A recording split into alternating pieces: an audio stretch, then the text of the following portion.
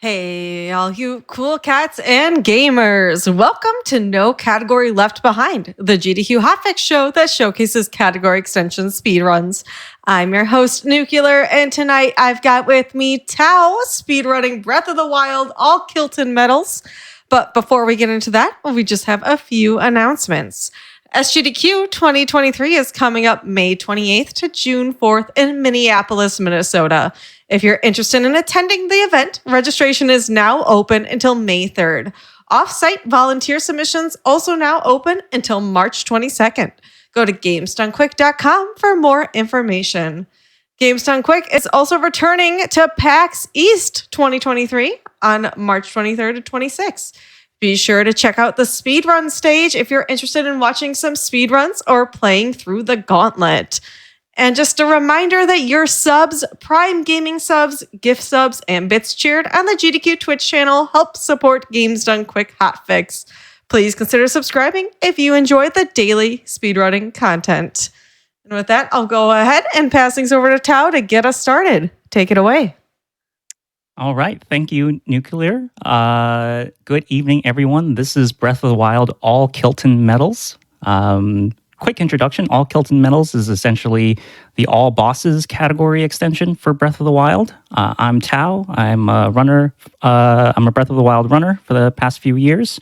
I'm joined by a couple of friends. All three of us have contributed a lot to this category in terms of routing and working out all of the glitches. I think it's a fantastic category extension in the number of unique movement and glitches that it features. So I'll introduce my commentators. First is Swiffy. Hello, everybody. My name is Swiffy22. I've been involved with Breath of the Wild speedrunning pretty much since the game came out. Don't do many speedruns myself, but I've always been involved with like the routing process and glitch hunting, and this game is really a router and glitch hunter's dream, so here I am 6 years later. And joining Swiffy is Piston. Hello everyone, I'm Piston, and I'm also a runner and router of this game and this category. I've done this category a couple of times, and it's a pretty fun and interesting category, I think, with many unique movements, so I'll be excited to see what Tao has to offer us today. All right, so we're going to start pretty quickly because we have some opening cutscenes, and Piston and Swiffy can introduce the category in more detail during those cutscenes. So normally in Breath of the Wild speedrunning, we start timing on gaining control of Link, and that's because of load differences that we don't want runners to exploit. But this being sort of a marathon, no reset situation, I think it's probably easier for us to just start timing on new game. So we'll start timing in 3, 2, 1, go.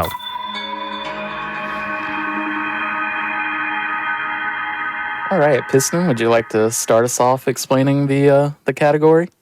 Sure. So this category, as Tao said earlier, is All Kilton Medals, essentially all bosses. And this is because there are 84 overworld mini-bosses in this game, and they are split into 3 types. So we have the Hinox or Hinoxes. These are the big giants. And we also have the Talus. These are the big rock monsters that usually disguise as a rock until you get close. And finally, we have Moldugas, which are these big sand beasts that are only in the desert region.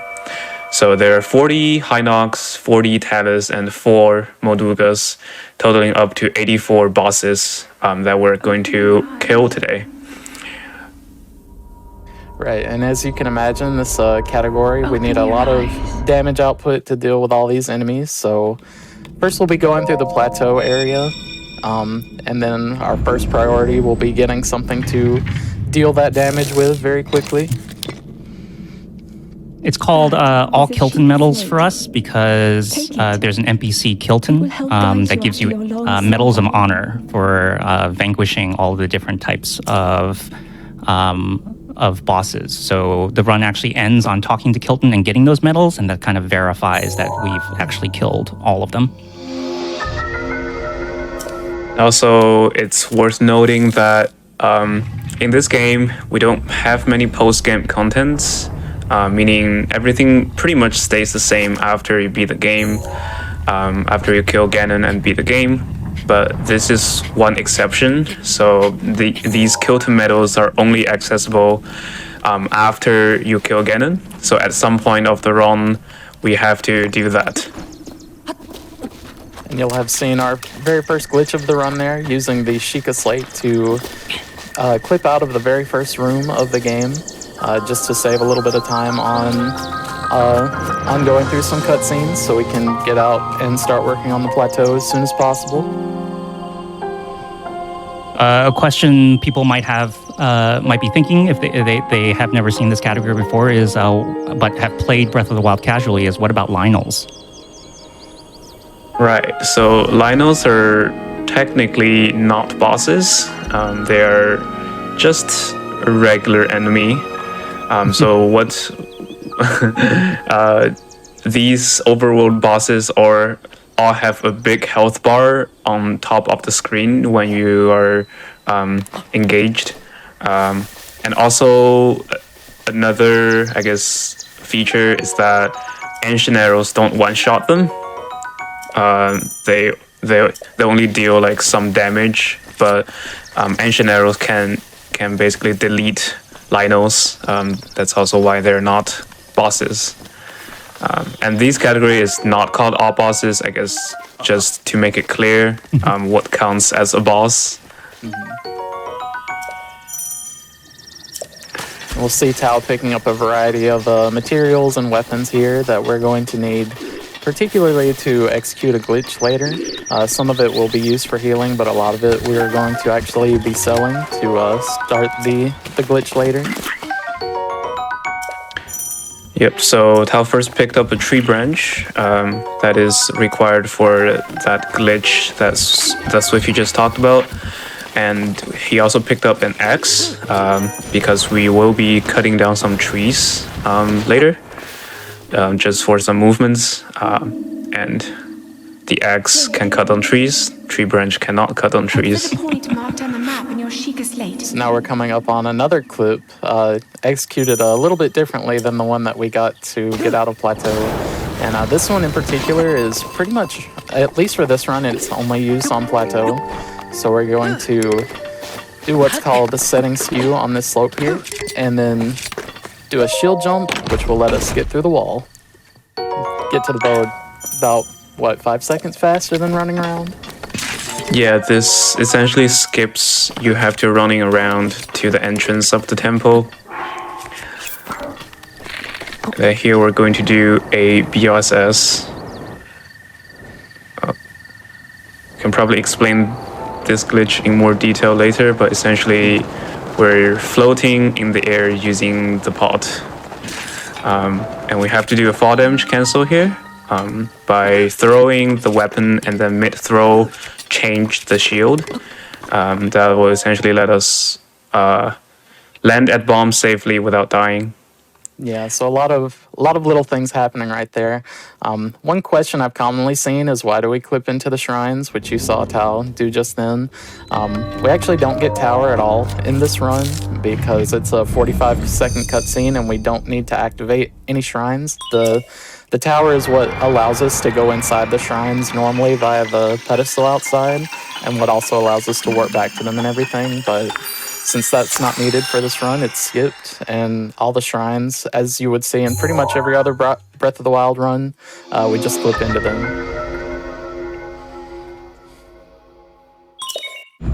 And here coming up is one of the major movement technique called wind bombs.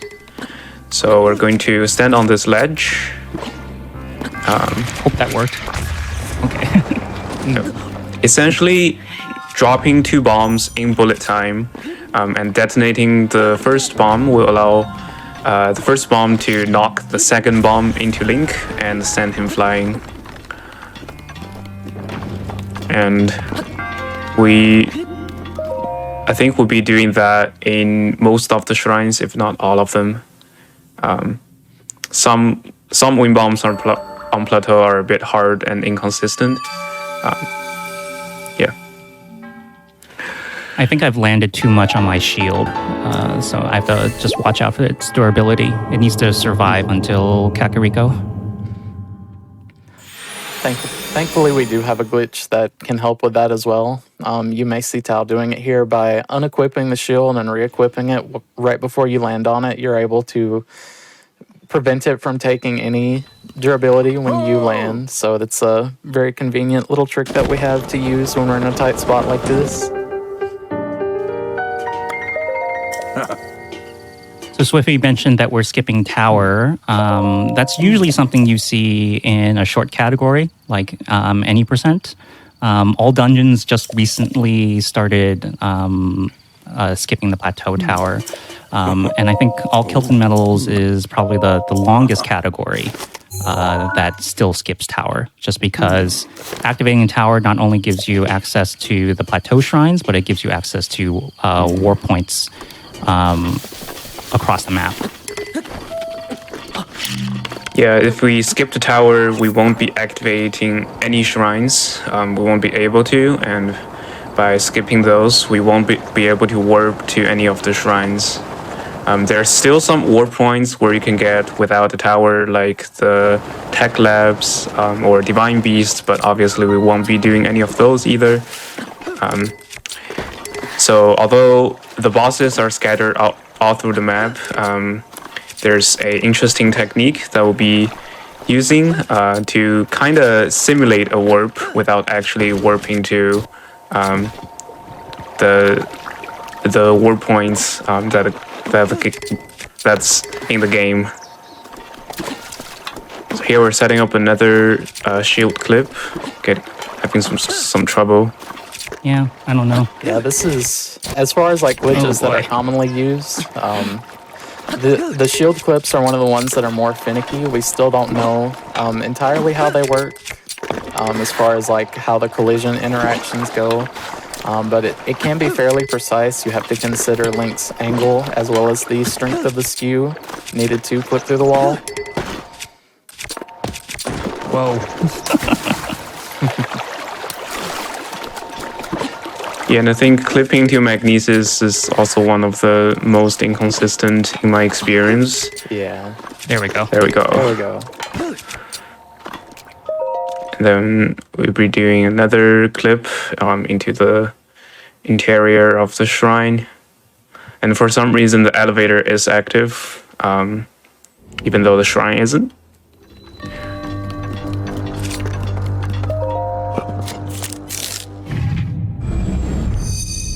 We do need to come and complete all these shrines, even though the runes that they give us are not that useful. So if you played it casually, there are 4 runes that Link has access to for the whole game: Remote Bombs, Magnesis, Stasis, and Cryonis. And I think bombs are by far the most useful for us. They allow us to execute a lot of glitches. But magnesis and stasis are pretty much only used here. There's like maybe one other instance where we might use it. But so coming here and completing the shrine is sort of just perfunctory. We need to do it in order to advance the game. Yeah, this run would especially not be very fast if we didn't have paraglider as well. And these are... oh, is this going to be? That's unfortunate. Yeah. Well, at least we have the rune already, so we don't have to sit through another... Right, sit through but the now... 30-second cutscene again. Now I don't have skew. Just do the old stasis clip. I'll do old stasis clip? Okay.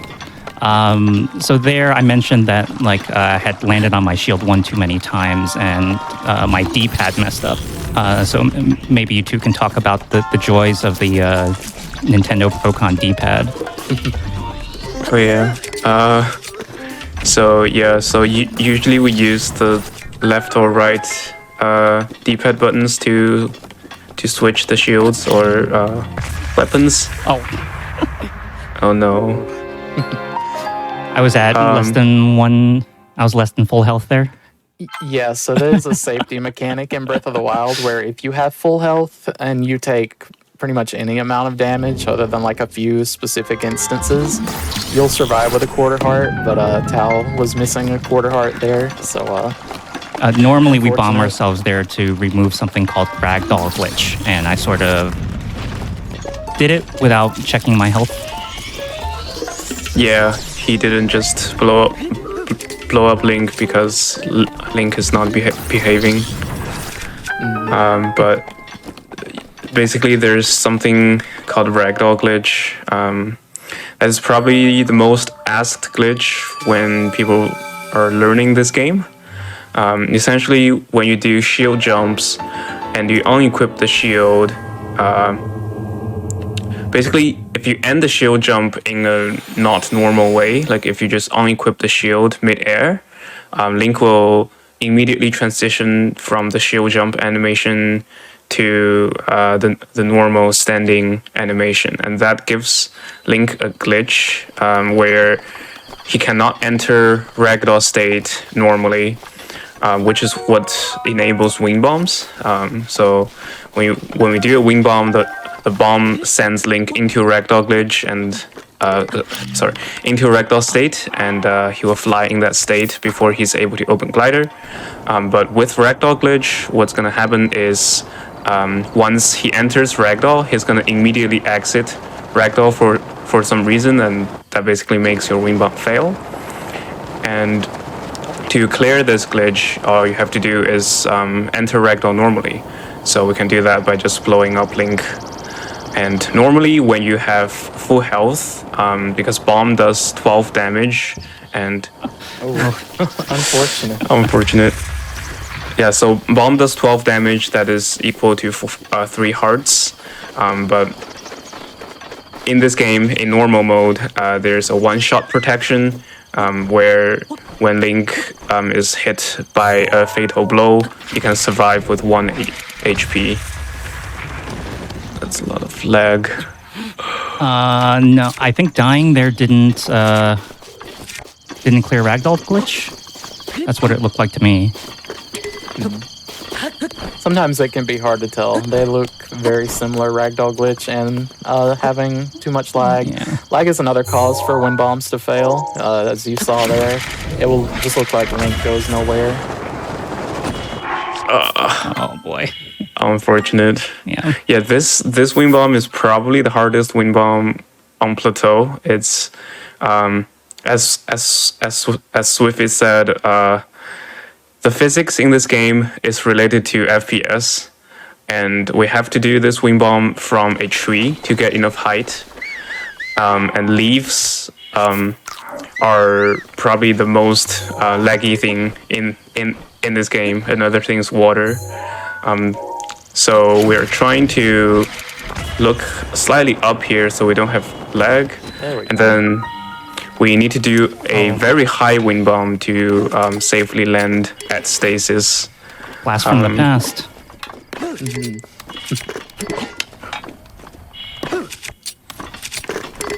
Nice. Very nice. I imagine you haven't had to do that, set that skew in a while, have you?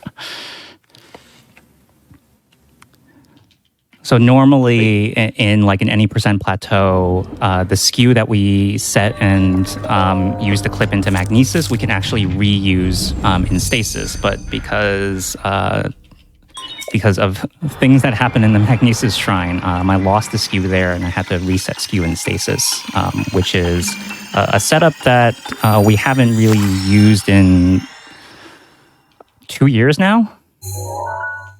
Really long time. See somebody in chat asking if there's any lore behind the name of wind bombs.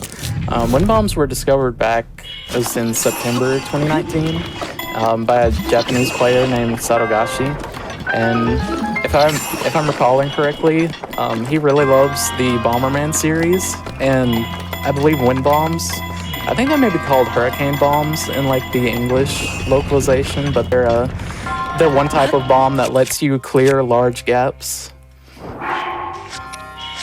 My jump input didn't read. Oh yeah. Oh no. It's okay. We're going to have a bad plateau and a good rest of the run. You got the Swiffy jump. The commentators curse. That was a little bit of an inside joke from the Breath of the Wild community. Failing that jump is called a Swiffy jump, after Swiffy, who was on commentary, because of runners routinely failing it in one of our any percent tournaments when Swiffy was on commentary. The curse persists.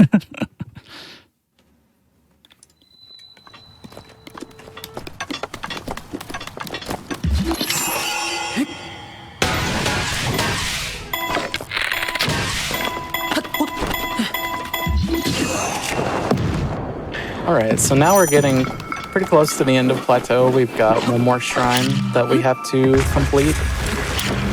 Just going to be using another VLSS to go over to the shrine here, but first we'll be making a small detour. Something that is pretty important for saving some time in this run is using bomb arrows. Bomb arrows in particular are able to, if you aim them at the right spot, they're able to wake taluses up from the ground without having to land and stand around and wait for them to slowly rise up, so it saves a good bit of time across 40 different taluses.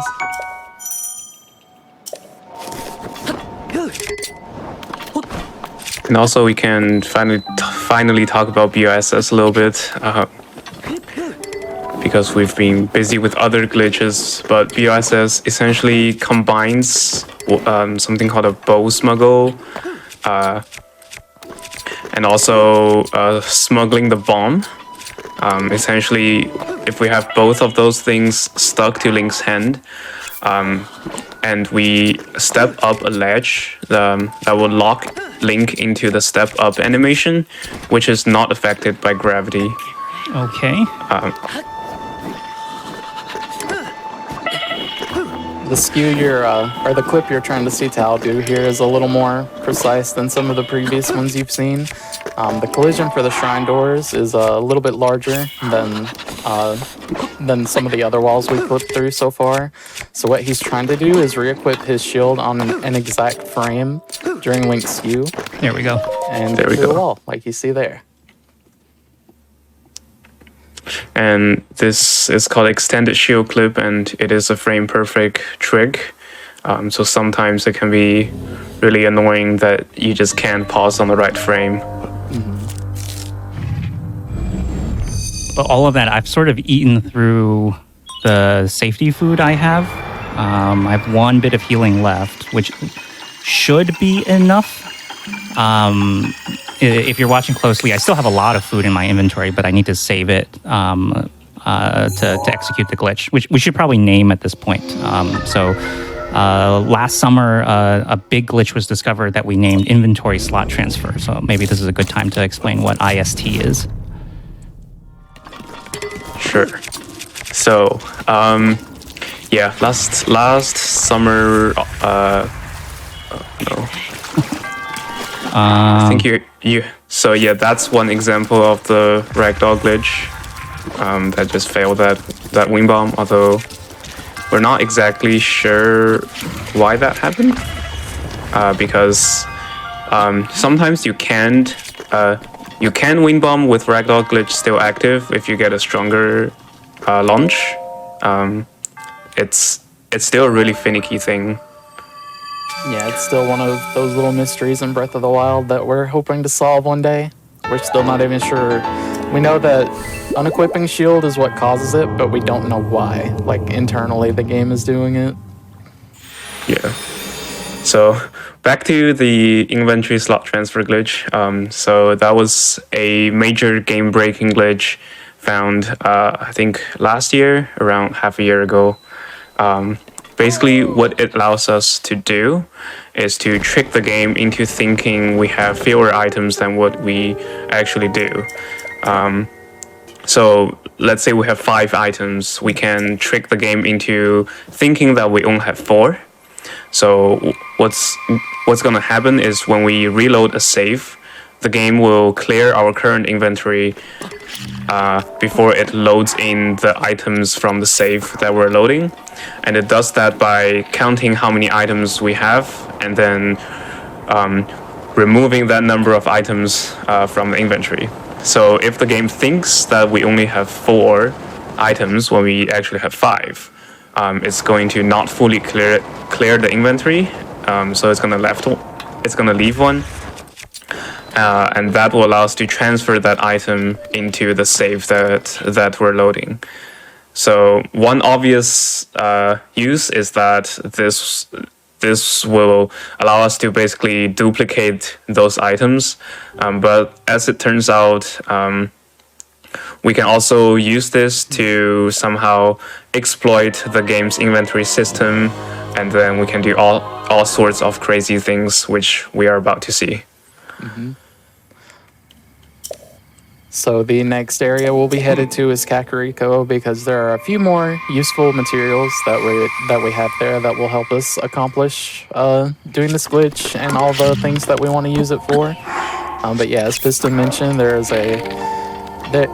essential idea is that it duplicates items, but besides that, there are a lot of interesting quirks to it there that we can exploit to essentially max out some of our items, and also use the cursor to do some interesting things in the menu. I'll leave that as a little surprise when we get there.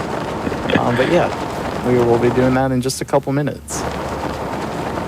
Yep, so this glitch inventory slot transfer requires our inventory to be in an exact state at every step. So we'll be doing a lot of inputs, like equipping stuff, drop items, that seems random, but when you link all of them together, that's all part of the setup, really. So most people who do this glitch just memorize those setups, and if you mess up one step, this glitch will fail. It's a very precise glitch, and that is why, as Tao was mentioning, he had a lot of food, but he need all of those for this glitch, and that is why we can't eat all of them. So we see Tao here grabbing his weapon of destruction for at least a portion of the run. I think if I just grab a third fairy, that should be fine. Yep, that should be fine. So we are a bit low on food, and usually we grab 2 fairies for the glitch, so we're just going to grab 3 and use the extra for healing. And also we'll be grabbing some nightshades, some Endura carrots, and some silent princesses.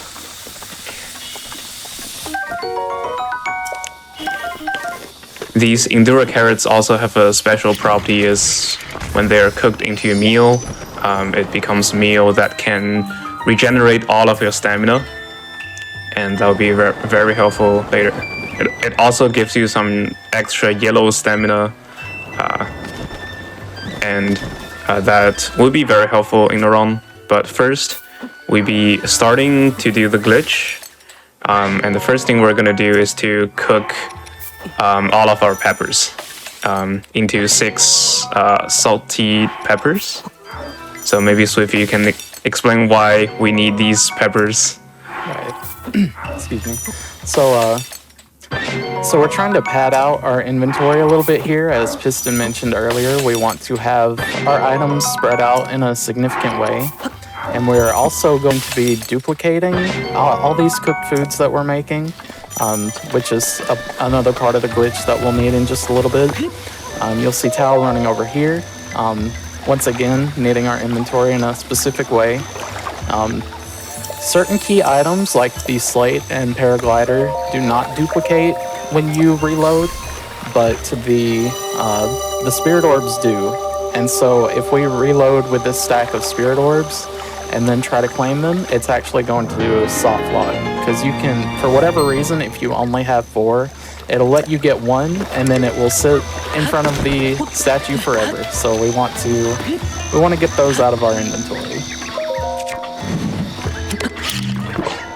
And Piston, if you'd like to explain this next part. Yep. So this next part is probably the hardest part of this glitch in my opinion. It's called generating offsets. So I said earlier we need to trick game to think that we have fewer items than we do. So this is the step that we do that. So what we are going to do is we are combining a bunch of smuggling to get Link into a state where the items are held not in front of him but stuck to his hand. And in this state, we can take out our bow and talk to the shopkeeper basically at the same time. This will make the game think that the items are not dropped from the hand yet. And then the next step, so we have to do that in 2 rounds, and Tao just finished the first round, and here's the second round, and he's doing it very fast. So what we're doing now is we're selling these items, and this will basically make the game delete that slot. So it's going to say, oh, count number of items -1. But because we are doing that at the same time we're dropping those items, the game decreased that count twice. I'd have to sell something else. Talk to the shop. Yeah, maybe I didn't get enough Blue Nightshade. Yep. But I'm here anyway, so I picked up too many things too. Yep. So interesting. Or you can go ahead, Piston. Sorry. Yeah. So we have just made 10 of those offsets. Hopefully, if everything goes well. And this will. So now we are going to reload the save after the goddess statue, and that will hopefully transfer the last 10 items to that save.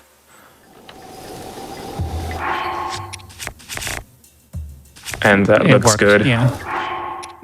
There we go. There. You'll see here there's actually something missing from the inventory. So we bought the armor, which is something that was supposed to be transferred over here. And actually that page is now blank because we actually haven't discovered the armor tab in this previous state of the game.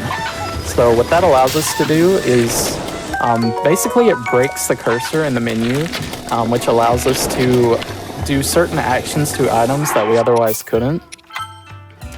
So I think you'll see here. Yep. So how that works is we're going to select an item and then trick the game into thinking we have another item selected, and that will allow us to apply the actions that we can do from one item to another. So you'll see as you can see there, Tao just ate the Sheikah Slate. We're also going to eat the Hylian hood to get it out of our inventory. Link is a very hungry boy. And also getting rid of the paraglider. Thankfully for us, the paraglider is just the paraglider and slate as key items are both there for just for visual display purposes in the menu. We can still use them entirely normally in actual gameplay.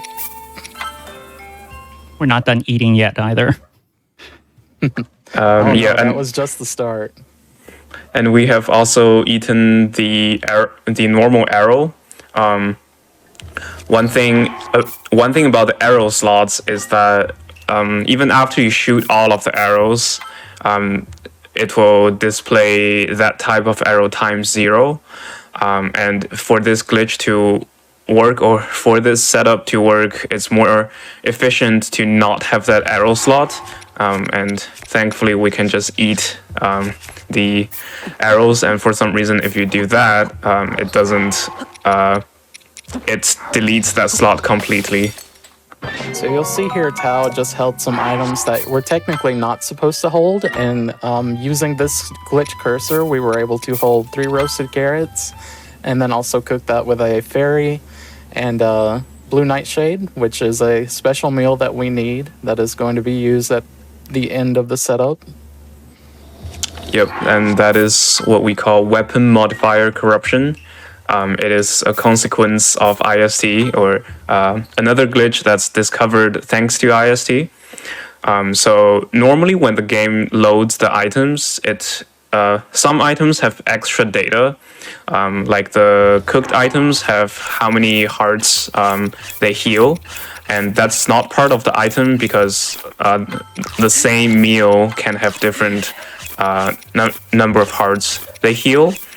So when the game tries to add that data, it basically loads in the item first, and then it applies that data to the last meal that's loaded. But with IST, we have a way to make the game not load that item. So the game will mistakenly apply that data into something else. And it just happens that the game uses the same memory space for the data of the meal and the modifier of the weapon. So when we apply data from meal to a weapon, it becomes a modifier. So with this, we can have a bow that has like attack plus 100. Yeah, you'll see Tao just or Link just chowed down on 60 food items there. So, as Piston was mentioning, when the food fails to load in, it will apply to the item that loads in directly to. I would say it directly to the left if you think of the inventory as like a list format. So now the one food that we have left is where that food data is applied to. So now all we have to do is take this remaining carrot, or we're wanting to duplicate. We're wanting to make it so that that carrot doesn't load in, and so its effect will be applied instead to the bow. Yep. So I'm just going to be careful where I drop these things. yeah, this is the part where I was hinting towards. We're going to drop these items, pick them up, which seems random. But it's all part of the setup, so that looks good to me. Pay attention to my inventory when I move to materials here. You should see 999 fairies. Yep. So that is also another glitch that's actually not discovered because of IST, called inventory corruption. Essentially, we are lining up the items in a certain way so that we can write durability of weapons to materials, and as it turns out, the game stores the durability of weapons as fixed points. So one durability is 100 in the game's memory. So if you have a weapon that has like 10, that has more than 10 durability, and when you write that to the items, it becomes 999. Alright, so we are finished with our fancy little setup here. You may have seen, as Tao glanced at it in the menu there, our 10 damage bow now has plus 120 attack, or plus 112 attack rather. Did not mean to do And That's the preview of the destruction. So this frantic bow now has 10 shot, and it can shoot 10 bomb arrows at the same time, and also each of those bomb arrows does 122 damage. Also, I have 999 fairies, which is about 10 to 15 times more fairies than I need to finish the run. And I also have a stack of 999 stamina food. So at this time, we're completely powered up, infinite health, infinite stamina. This bow, which as a community we've dubbed the Omega Bow. Unfortunately, the Omega Bow only has 45 durability. right, so there's 84 bosses total, and even though we can essentially one-shot all of the bosses, it's not going to last us for the whole run. But we have something for later that'll be able to help us deal with that. Yep. Just for now, we're going to be heading over to deal with a couple of bosses that are a little bit out of the way before we head into Castle. Yeah, actually, still not done with the ISD setup completely. In the all bosses category, we are. I don't see the timer, but at this point, we are about to approach our first boss kill. And I think we are almost close to a third of the run for the total time. So we're going to walk on that talus to wake it up, and then just one-shot it.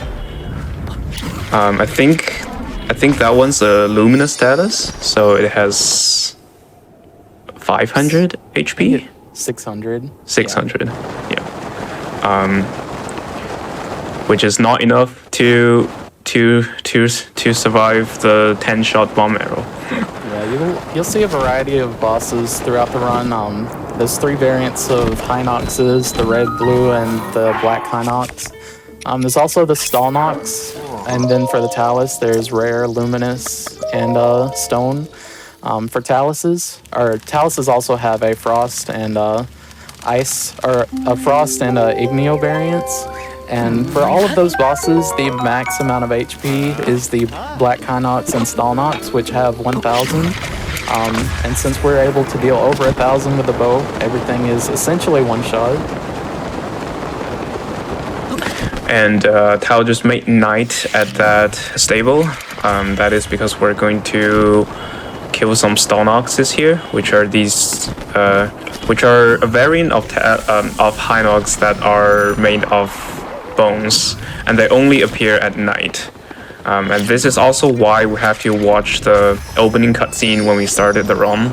That is what activates the time of day cycle. And here we can see the extra stamina really come into play here. Normally this place is pretty hard to find a spot where we can wing bomb, but we can just keep eating that stamina food to have enough stamina to do all of these wing bombs mid-air. Right, so important thing about wind bombs is that they do require bullet time, so especially in a particularly more flat area like this, it can be hard to find a spot. So thankfully all this stamina, it first allows us to not need to find a ledge to jump and bullet time off of, but we also save time not having to drop down at all and can just wind bomb while still in midair.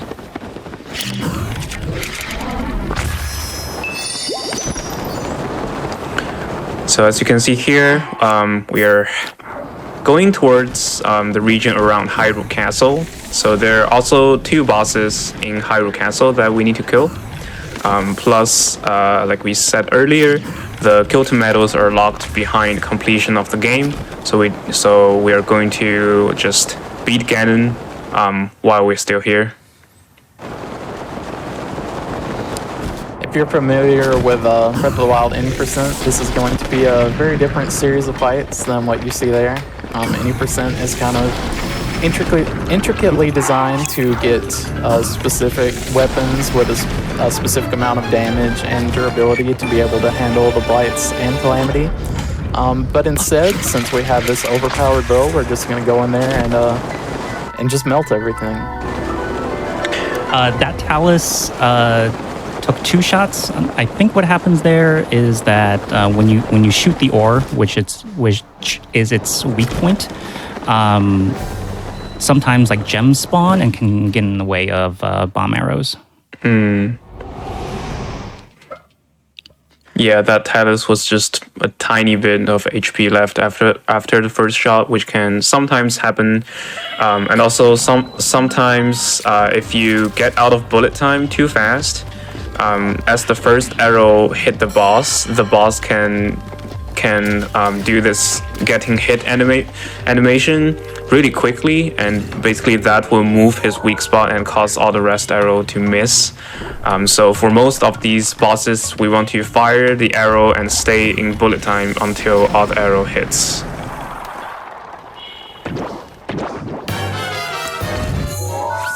And then we're going to warp out of this right as we see the purple smoke exploding from the boss. This is just a small skip to skip the cutscene that shows you the chest that spawns. This is normally where you would get the Hylian shield.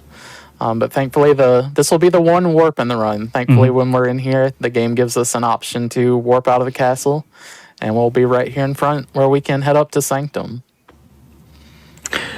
Yeah, and also that purple smoke where the body of the boss explode is the sign that the game has registered you have beaten that boss.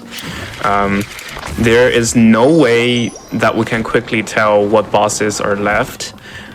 So it will be important, especially in these cases, to make sure we see the purple smoke before we leave or warp away. Because if in the end we found out we're missing one boss, there's no way to tell which one we missed other than doing everything again.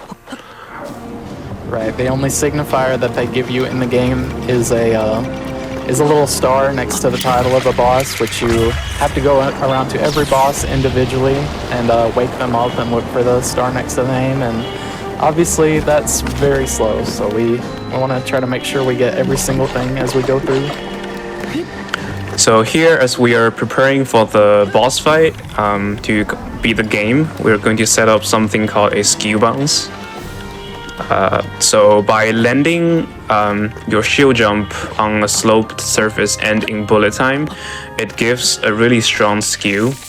So skew are the things that we use to clip into shrines, but we did those setups not in bullet time. In bullet time, it's going to give a skew that's so strong when that skew activates, it boosts Link into air. And because Link is high above the ground, you can enter bullet time that way. We see here, right before entering the cutscene for Windblight, Tao did a little bit of a setup to fire an arrow as he was walking into the cutscene.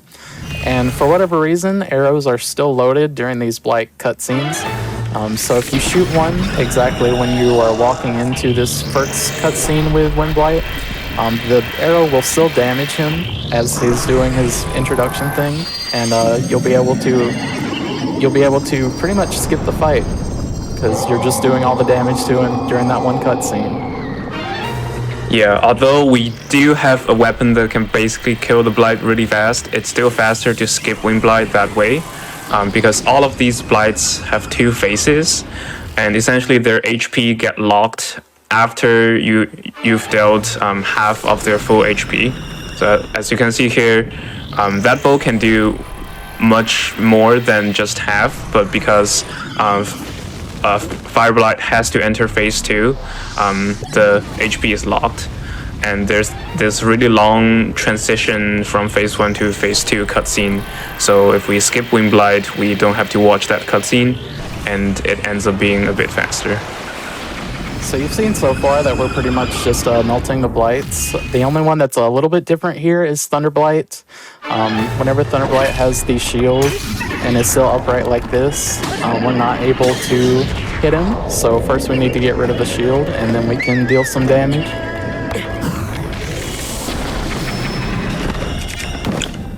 And just to be extra safe, we're also going to knock him down, because sometimes Thunderblight can get up too quickly and like immediately summon his shield again.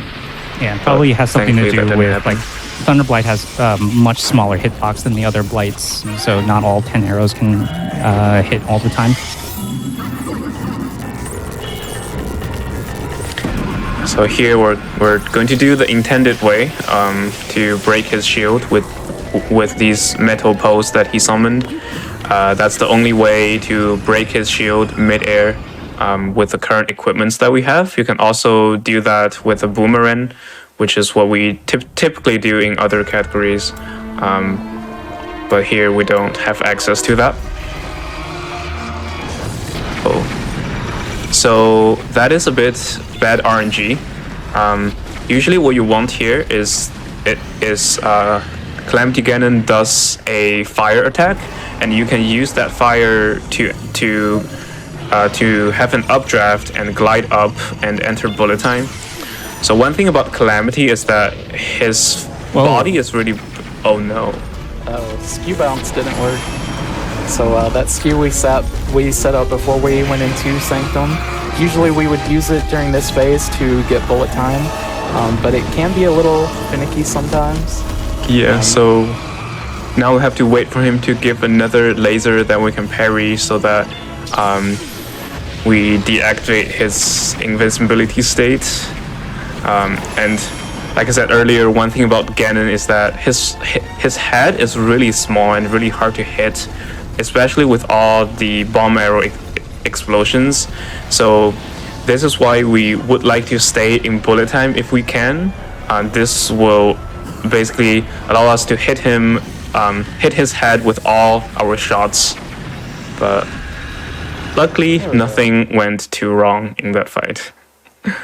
Yeah, thankfully we have all the fairies and everything, so we don't really have to worry about dying. The main thing would be having the shield break, which would mean we can't parry anything anymore, but there is an extra shield that's in this area, so at least it's also there for a backup.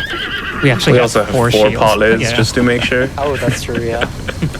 One small side benefit of the setup I did in Kakariko is that we duped the pot lid that was in front of the cook pot 4 times, just for safety, but also for spacing out the inventory. Yeah, so Dark Beast is normally just an auto-scroller. We have to shoot these light spots with the bow of light, and they appear at the same time no matter what you do.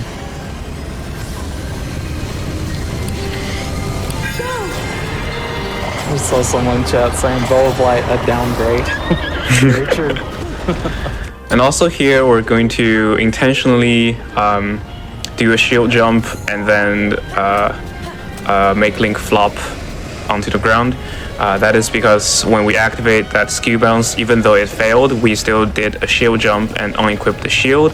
That gave us the ragdoll glitch, and we're just going to clear that during Dark Beast so that we can wing bomb again afterwards. It does persist between saves and loading screens.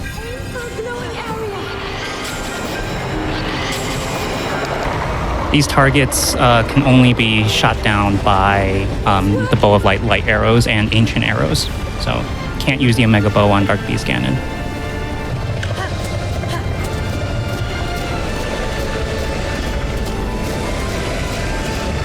Well, So yeah, go ahead, Cal. we still have that durability problem, so is this a good time to reveal how we're going to deal with it? Yeah, so as we mentioned earlier, we are doing that inventory slot transfer glitch, which is still active. So it would be really nice if we can keep this bow of light that has 100 damage and infinite ammunition, infinite range, and have infinite durability. Yeah, that would be great. So we'll see here as Tao makes the final shot. Gonna do a little bit of menuing here to try and set up everything in just the right way. Nice. So what we did there is Tao had to unequip the bow of light because the game will remove the bow of light during this credits from the inventory if you have it equipped. But normally when you load a save, it's just going to delete all of your items. But because we have IST active and we have bow of light unequipped, we can transfer that into the save before the fights if we've done everything correctly. Yep, and we still have everything in our inventory set up to do the weapon modifier corruption. We still have the stack of carrots that has the data on it that we want. So we're just going to move this bow to the right side of our inventory, clear some space so it can reach over. Yeah, so that was the step 1 of getting bow of light. The step 2, like Swiffy said, is to apply our modifier onto that bow of light. Even though bow of light is really good, it's probably better than any bow that you can get in this game without glitches. Normally, it's still not enough damage compared to our Omega Bow. That is unless we also make that a Omega Bow. is So now what we our call weapon of the. destruction. Sorry, go ahead. That's pretty much what I was gonna say. Our 212 10-shot light bow will be our main weapon of destruction from here on out.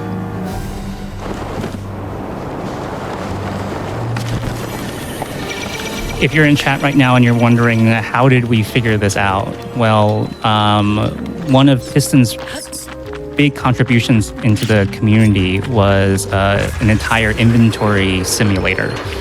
So when IST was discovered, Piston took it upon himself to design a web app that completely simulates how the Breath of the Wild inventory system works. And that's used throughout the community to come up with setups like this. Like Yeah, the first few weeks we had the glitch, we were like in like a spreadsheet trying to plot out different slots in the inventory. Piston's simulator was a huge game changer and allowed us to develop this glitch a lot more than if we didn't have the tool. For sure, it's been incredibly helpful for pretty much every category, because basically any category besides the really short ones, like and any percent, have needed some kind of IST setup. And that first week of spreadsheets trying to map everything out was it was a time.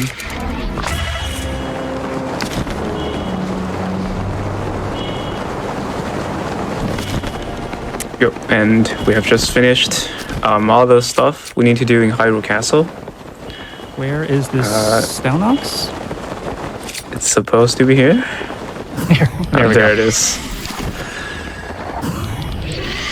So one thing we didn't mention earlier is that Stalnox and only Stalnox have a special system where you have to kill it. Like its weak spot is the eye, but the eye can fall out. So usually our strat is to do a body shot first, and because we didn't hit his eye, no matter how much damage we do to his body, that's not enough to kill him. And then we're going to shoot his eye to finish him up. If we just shoot his eye for the first shot, I believe that will knock his eye out, and then it will become very annoying to kill him afterwards.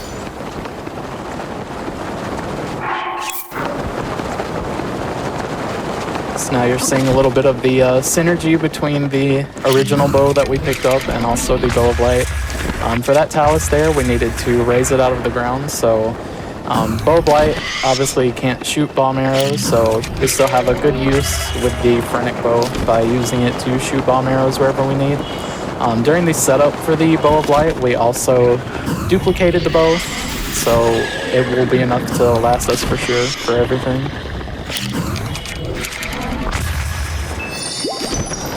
I didn't pay attention to the setup Tao was doing, but if everything went as intended, we also transferred the 100 durability from Bow of Light to one of the Phrenic bows, so we have way more durability than we actually need. Yeah, I did that. So we have one Phrenic bow at 45 durability, or whatever 45 minus however many times I shot it was. And then a Phrenic bow at 100 durability, and the Bow of Light, which essentially has infinite durability. Let's see here.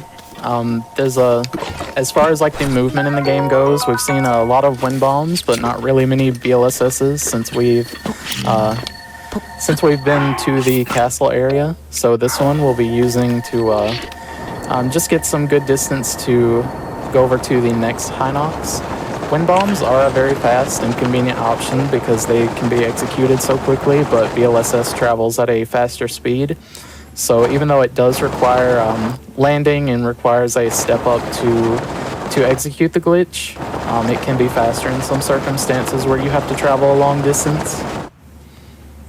Yeah, BLSS and wind bombs are the two main techniques that we use for movement in this game now, and they are really complementing each other in a really good way, where BLSS are used for long distance, but basically you don't need any height, and wing bombs are basically really dynamic.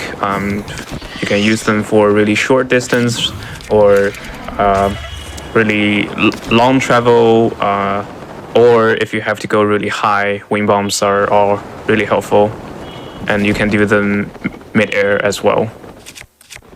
So like 2 High Noxes before, there were 2 things that happened that are pretty small, so we didn't have time to talk about it, but we had to kill a Guardian Stalker, but Guardian Stalkers are not required for this run. It's just he has noticed us, and to not have Guardians mess up the movements, we're just going to remove it from the game. And also, Tao almost forgot, but picked up a Hinox Toenail.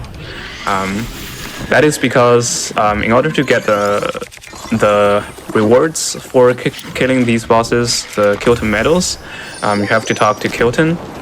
And in order to access these medals, you have to go through his dialogue sequence, and part of it is to sell a monster part to him so that his shop can open.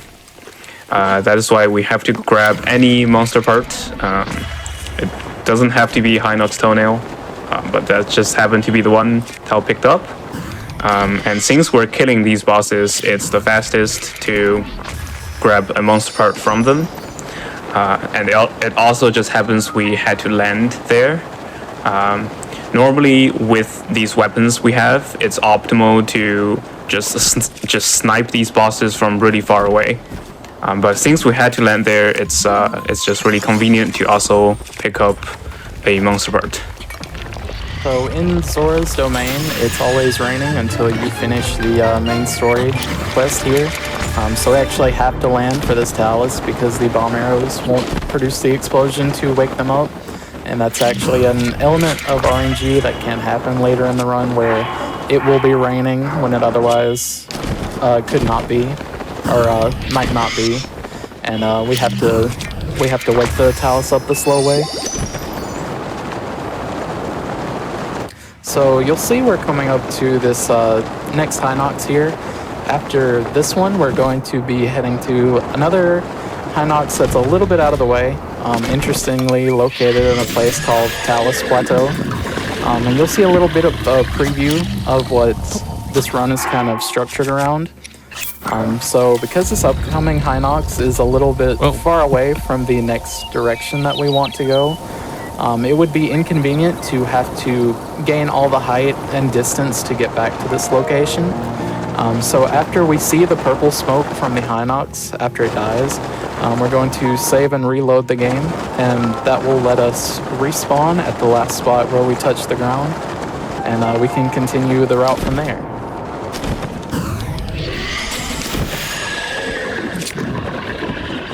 Yeah, so when you save the game, it will save your location at the last quote-unquote safe spot, and that can only be on ground.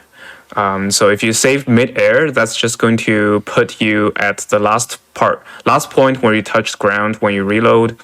And also another thing is the safe location does not include anywhere where you're touching water.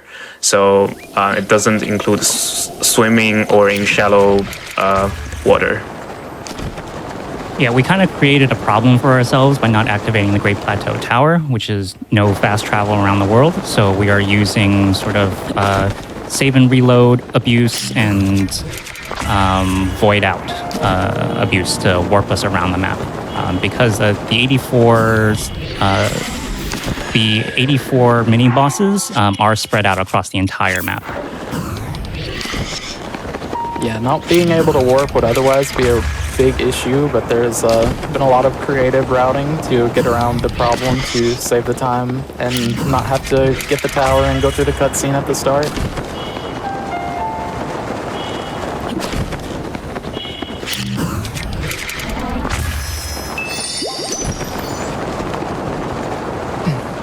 So at this point, So at this point, the major setup for the route, as you'd imagine, is pretty much done. So now we're just able to wind bomb around, go to bosses one at a time. I'd say the only unfortunate thing about bosses in this game is they have a pretty small load radius, so we do have to get fairly close to them, but it just means we get to see more of the map. We're coming up on a type of movement that we've dubbed floor is lava. So why don't you guys explain that? Yeah, so as we explained earlier, the game will only update your location for the save if you land on ground. So what we're going to do is we're going to never touch ground. And that will make the game never update the location to put our save at. So that way we can travel extremely far and kill all of the bosses there. And when we save and reload or void out, that's going to respawn us at the spot where we want.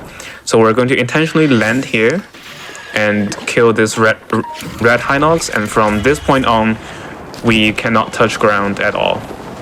So that when we finish this branch and when we void out, we can respawn at that ledge there and continue in another direction. So we're going to finish up killing this one talus here. You can really barely see this one because of how foggy it is here right now, but there's a talus down there waiting for us.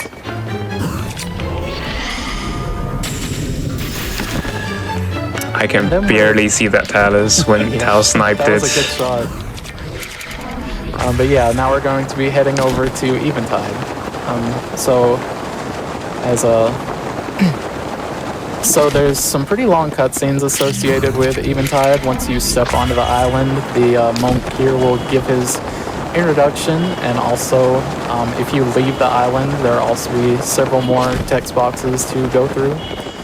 So instead, what we're going to do is just snipe this Hinox from the air and just leave out like that. Not have to go through all the cutscenes here. Yeah, and this is another reason why Bow of Light is really helpful, because it shoots all of its arrows in basically a straight line. So you can just aim at 1 pixel of the talus or Hinox, and then you're guaranteed to hit that pixel. Yeah, the light arrows ignore gravity, whereas like all other arrows are affected by gravity somewhat. Even though our other bow is a long-range bow, the distance we're talking about here is just so big that the arrows will have to curve down. So this was our first example of a floor is lava branch. Just 3 bosses here, but kind of like a quick introduction to the idea. Once I kill this talus, I'm going to drain all my stamina and drown, and that will warp me back to the last safe coordinates like Piston mentioned.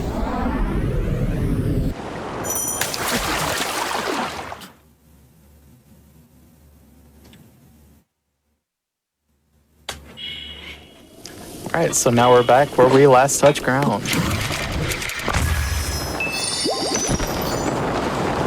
Yeah, and there are basically two ways to do this. I think most people call this void out warp.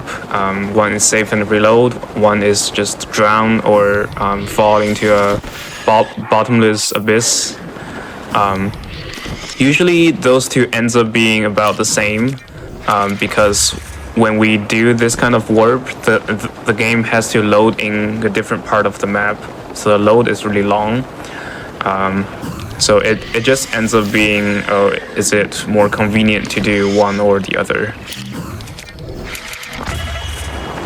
And as far as voiding out goes, as like falling into a bottomless pit, those are particularly rare in Breath of the Wild, at least in the overworld, but we do actually have one that is in the route. There is a Stallnox near the edge of the map in Hebra that you'll see later where we can use a void out.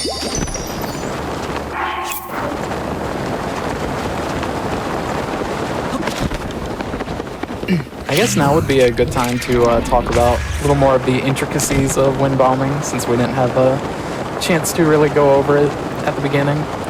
So there's a lot of factors that come into play when you do wind bombs.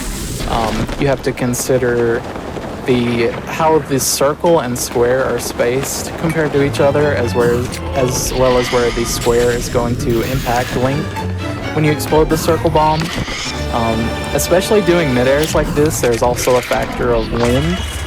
So you'll see some mid-airs won't go exactly as planned here and there. You'll see some that go exceedingly well. There's just a lot of factors that make it impossible to do the same wind bomb twice consistently. So you'll see some variance throughout the run. Part of what I think makes this category really interesting to run is the need to kind of improvise all these mid-air wind bombs, since you're just never in the same place twice when you're trying to stay above the ground. I will say, just point out, like, we're not in a floor is lava branch right now, but I've just chosen not to land because falling takes time, and so it's faster to just stay in midair the whole time. But I do have the safety of knowing that if I mess up and land, I haven't really messed up my route.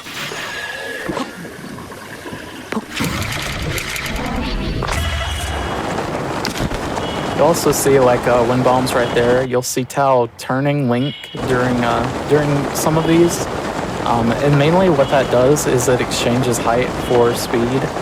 So you'll see he's going over to this talus at a pretty fast pace.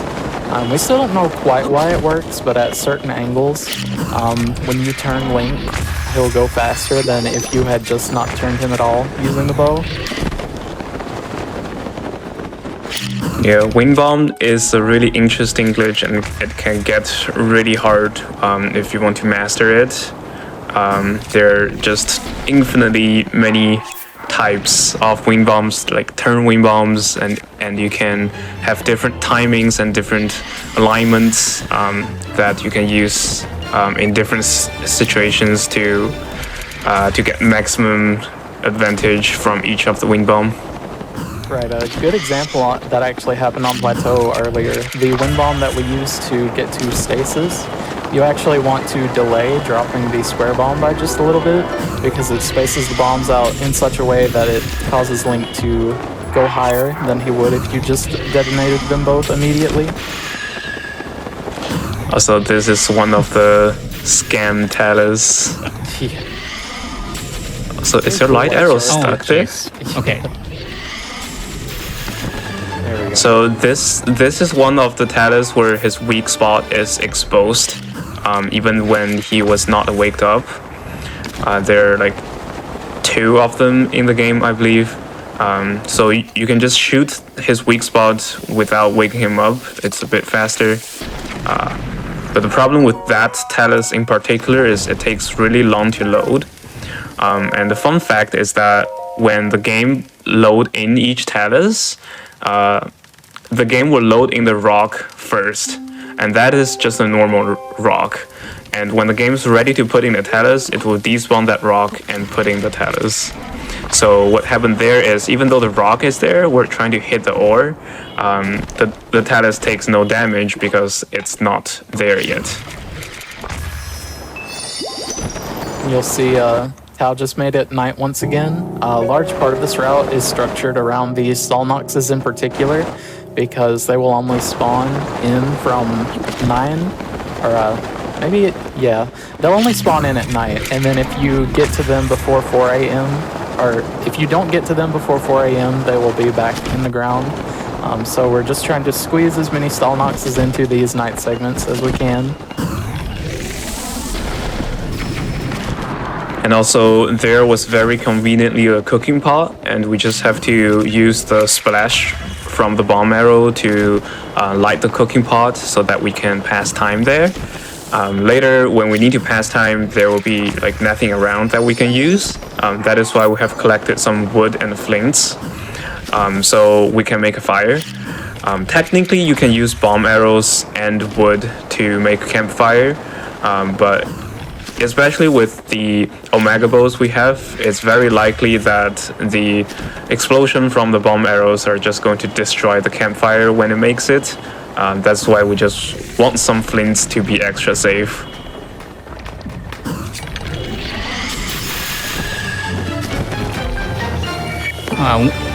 It's been a while since there's been a loading screen or a cutscene. So can you guys talk a little bit about how the play pattern here compares to other Breath of the Wild categories? Sure.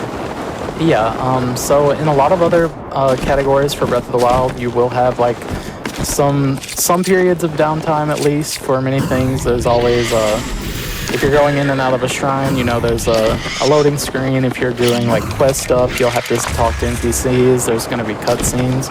This category is a little bit different and a bit more demanding because, as Tal mentioned, there has been no loading screens or anything like that for quite a while. So, I have to say, pretty much attentive all throughout this latter part of the run.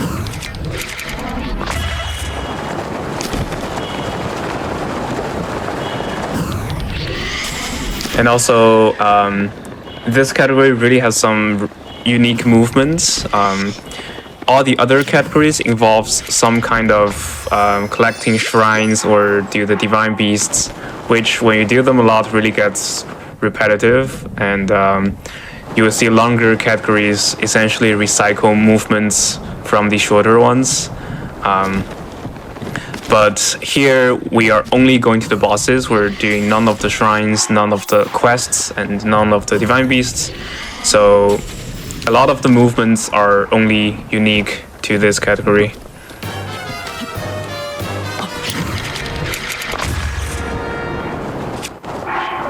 You'll see Tao doing some specific menuing here.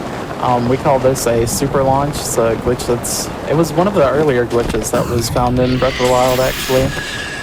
Essentially what he's doing is he's pressing the D-pad and then the start menu twice. When you do the first D-pad and start input, it causes the game to lag in certain areas. And when Link lags, there's a kind of a catch-up mechanic in the game where the developers were like, okay, if they're running around like Korok Forest or like Kakariko or something, we don't want the movement to kind of stutter.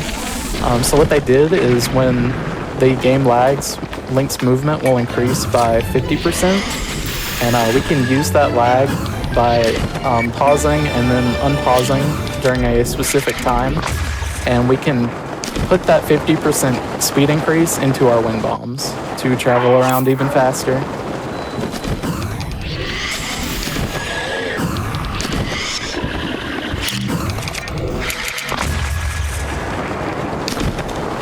Yeah, and we can also combine that with turn wind bombs to get the maximum speed. There is a speed limit in this game. It is 100 meters per second. That is a hard-coded limitation of the physics engine. So any object that wishes to travel faster than that speed will just be stopped. That is why we cannot just go wild with our wind bombs. If you wind bomb at a particular angle, and if you try to turn or super that, you will actually be too fast and fail the wind bomb that way. It can also happen with BOSS, because BOSS we can wiggle our stick to basically make Link accelerate indefinitely. But of course not indefinitely, because once we hit that speed cap, the speed will reset to 0.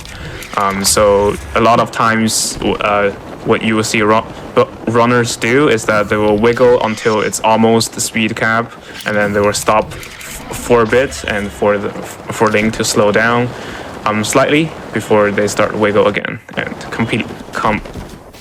repeat that cycle Right. So until we get to BLSS the destination. Yeah. So BLSS thankfully lets us get to the speed cap a lot more easily.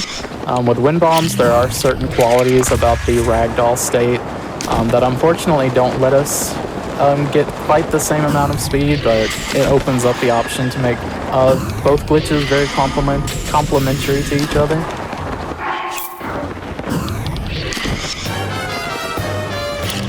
And I believe that is the last Stalnox we have to kill in this night cycle. There was a lot of lag there, and I don't really know what caused it. Yeah. This is a bit unfortunate place to fail that wing bomb because it's not easy to do a wing bomb setup here. Wing bombs, you have to enter bullet time to do them, over there it's really all uphill in the direction that we want to go. So we basically just wing bombed in the other direction to just so that we become mid-air and we can do another wing bomb in the right direction.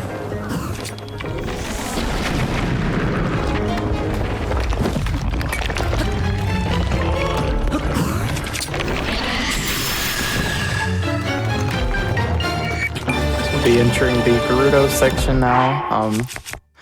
Handful of taluses coming up that will be taken care of. Or wait, are we going the other direction? Did I forget? We're going to Hyrule Field and Plateau before entering Gerudo. That's right. Well, you're correct that it's like 20 talus before the next variant. True, yeah.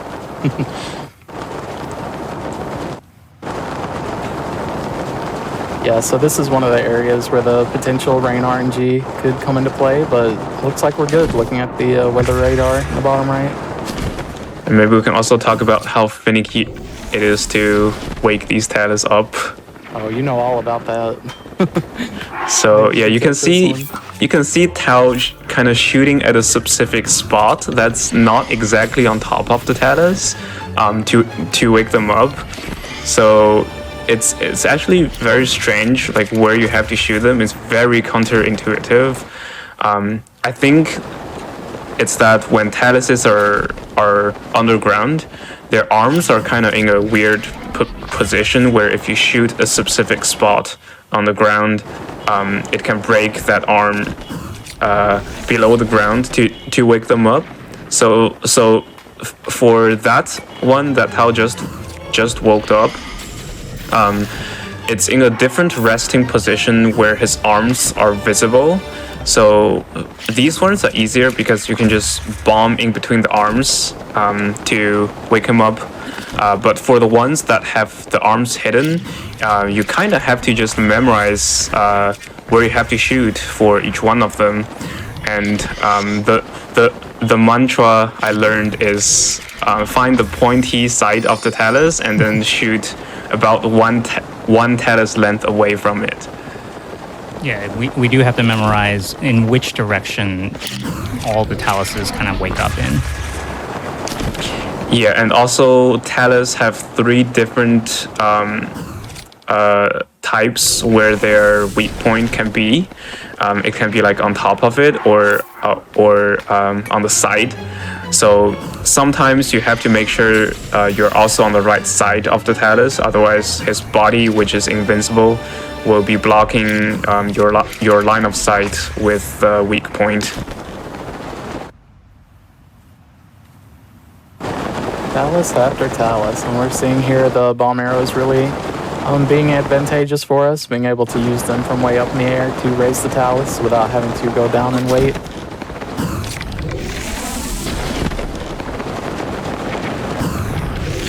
This is a really far shot. Yeah, speaking of like... I didn't need to switch the bows there. I've never actually approached at this angle before.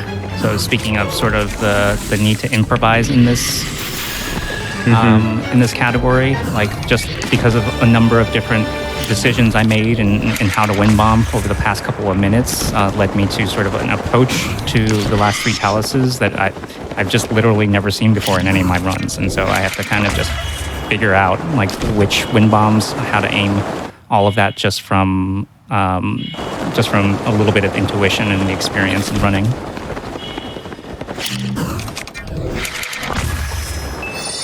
So this may be a good time to talk about a little bit of the history of the category as we make our way into Gerudo. Yeah, so this is just boss after boss after boss now.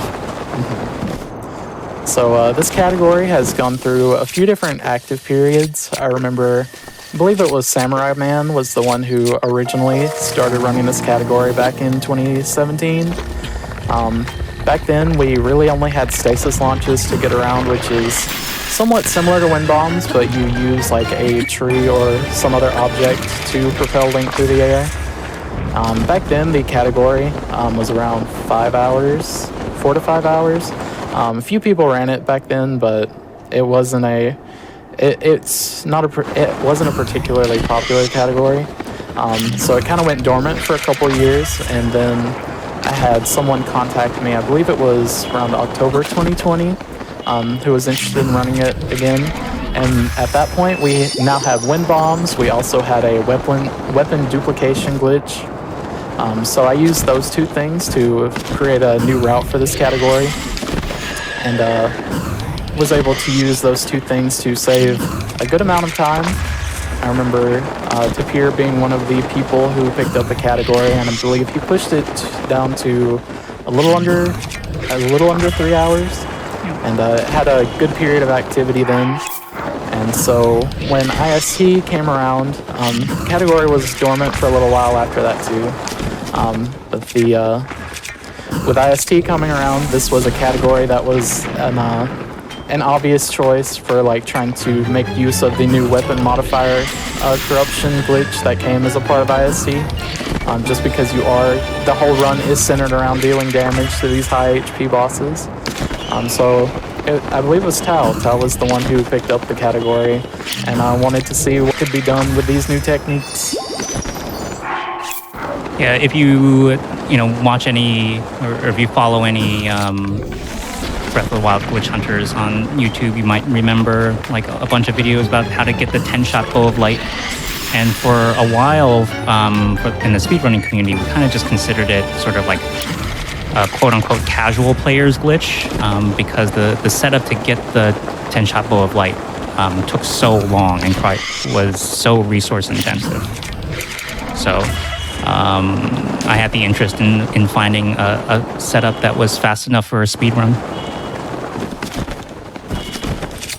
Yeah, and even though we have optimized the setup a lot thanks to many glitch hunters and routers, it's still a really long setup. So from finishing Plateau to leaving Kakariko with the Omega Bow, it takes around 13 minutes. And we probably killed like 30 bosses in the past 13 minutes. It really pays off with how many bosses we have to kill here. Right, the payoff is huge for even though the setup being 13 minutes long, you do get this incredibly overpowered weapon that shoots in a perfectly straight line. You also get the infinite fairies and stamina. So even though the setup is very long for this specific category, it's a huge time save. This cuts down nearly an hour compared to the route that I made back in 2020. Also, just something interesting here. There's a patch of rock without texture. The devs just forgot to patch that. Yeah, they didn't completely bury that one into the ground like they intended to. And we're going to BRSS off it. There we go. There's Naboris. Which we'll just leave alone. So yeah, as we're entering the deserts, now it's time to face some of the Moldugas. Moldugas are only in the desert region, and I guess the desert is too small to put 40 of them. So all the other type of bosses have 40 of them, but there are only 4 Moldugas. So the way... Yes. I was just gonna say, sounds like an Age of Calamity moment. 40 Moldugas in the crew. Yeah, so the way we are dealing with Moldugas is we're shooting one bomb arrow in front of their path, so that they notice it, and once there's an explosion or an object that's on the ground, the instinct of the Molduga is to chase it. Except for this Molduga, I guess. Yeah, we can't damage the Molduga as long as they are beneath ground. Yep. But yeah, you saw there. Sometimes their AI doesn't like to react to the bomb arrows on the first instance, so it can take a couple tries every now and then.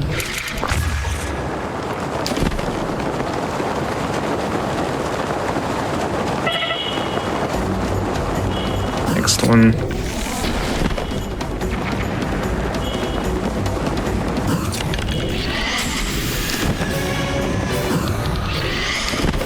And then our final Molduga will be over here next to this shrine quest. And after that point, you'll see a little bit of a weakness in Breath of the Wild's movement options. We need to get from this lower desert area up high into the Gerudo Highlands area. And we have very good options for moving horizontally, which honestly is the bulk of the movement we ever do in Breath of the Wild. But for a specific instance like this, it just turns out that the best option is to do Wind Bomb after Wind Bomb. Yeah, and as we probably briefly mentioned earlier, depending on the angle you do the Wind Bomb, you get different results. That is because when you drop the square bomb, it always lines up with the cardinal directions. So as the square bomb hit Link at different angles, you get different heights and speeds. So here, if you pay attention to the direction of the square bomb, you will see that it's always the flat side of the square bomb hitting Link. This is the type of Wind Bomb that gives a lot of height, but not much horizontal speed, which is what we need right now. We are still doing some turns because we have enough height to reach the next talus now, which is right in front of us on that little platform. Yeah, we do have one movement technique that is not really used in modern runs anymore called bullet time bounce, which can be used to get a lot of height. Unfortunately, it requires both an enemy and an ice arrow, which would require first having to Wind Bomb over to a set of enemies, having to do a specific setup. So it could be possible to get up here in maybe 2 BTBs, but with the setup required, the immediacy of Wind Bombs is just the faster option. You also need a bow that doesn't kill the enemy you're trying to BTB off. Yeah. Yeah, it used to be the fact that BTBs and Wind Bombs were complementary, and kind of the main reason why Wind Bombs were limited in our runs was because of the need to heal. Like, essentially a Wind Bomb is a damage boost. But with IST, we have 999 fairies, and so we could just Wind Bomb without even looking at our health.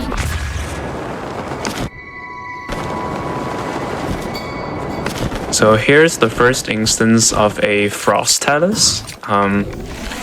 They have this special property that if you try to walk on them or if you touch them, you'll be frozen. So normally, I guess casually, you have to wake them up and then use a fire weapon, or I'm not sure if bomb arrow works, but you can put some fire on him to basically melt the ice, and then you can climb up to beat it. But here, once we use a bomb arrow to wake it up, we don't have to go close to him. We can just shoot him from far away.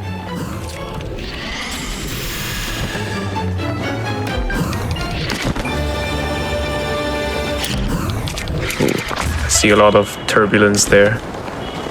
Yeah, there's a lot of wind here. Wind is the #1 enemy when trying to mid-air, because before you, I guess during the setup, it's possible that the wind can blow the bomb and Link out of alignment. I think that's kind of what happened there. Oh, I ran out of stamina. Yeah, sometimes you have to try to compensate that by like slightly gliding to the left or right. But sometimes the wind is just so strong that you can't do anything other than fail the wing bomb. Yeah, there's a really strong headwind right now. But, okay, we're through. Yep. There we go.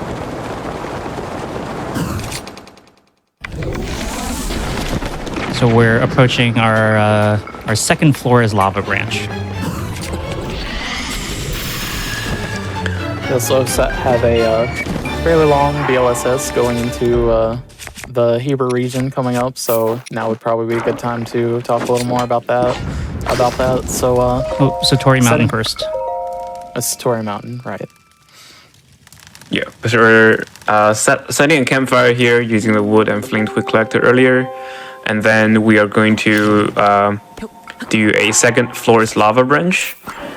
This is because we're at the Gerudo Highland region, which is really high, and we don't want to lose that height advantage. We can actually use that to almost go into the highest spot in the Heber region. But there are these bosses that are in the lower region of the map close to us, and we're going to take care of them first without touching ground. For the people who joined after the last floor is Lava Branch, this will basically never update our save location. So when we do a save and reload after we finish this branch, the game is going to put us back at the last spot where we touched ground, which is where we just set the campfire.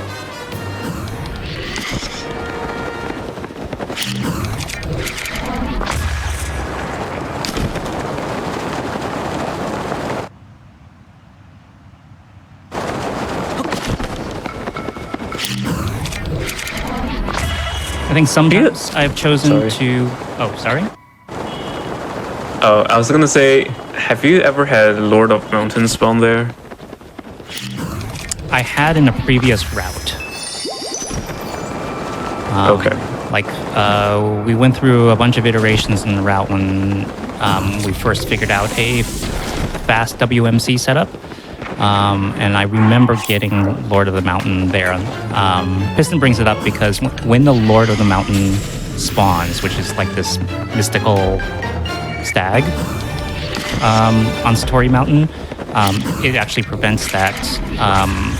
It prevents that Stalnox from spawning, which would be really bad RNG because you're in the middle of a Flora's Lava Branch.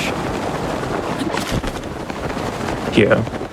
I've never had that, but the only way to deal with that is to save and reload and pray that Lord of Mountain doesn't spawn again, which most of the time it doesn't. But it's just a really unfortunate time loss because of RNG.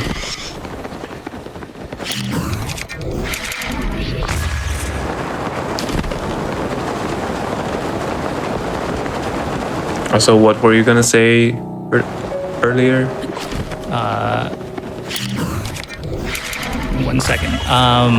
Maybe you can just talk about. Sometimes I'm shooting Stalnox with a bomb arrow, and sometimes I'm shooting twice with a bow of light. And that's just that's sort of like a in the moment choice, depending on how far I am from the Stalnox, whether or not I want to switch off the bow of light in terms of menuing. The Phrenic bow is able to one-shot Stalnoxes, the bow of light can't. But at the same time, the Phrenic bow bomb arrows don't fly in a straight line. Yeah, so I believe it's the splash damage that does something special, that when you hit the eye with bomb arrows, it can also kill the Stalnox entirely. But with bow of light, if you try to hit the eye, I don't think you can kill him, and then it becomes really annoying after that, because the Stalnox would either protect his eye by covering it with his hand, or the eye would be knocked out and you have to find it. Okay, so now we're heading into Gerudo, and I can talk a little bit more about how BLSS works. So, as Piston mentioned earlier in the run, it's a specific combination of glitches, but to simplify things, we're kind of getting Link in the state where he has both the bomb and the bow in his hand at the same time. And essentially the bow, when you have the bow in this state, when you step on up to a ledge, Link can't finish the step up animation. And for whatever reason, they made it so that gravity does not affect Link when he's stuck in this state. So this will persist as long as you're holding B and also any direction on the control stick. And the bomb is also, if you're familiar with Super Mario 64 speedruns, I kind of think of it as the similar to the ball bomb that's used to get the first star, where they use it to clip through the gate.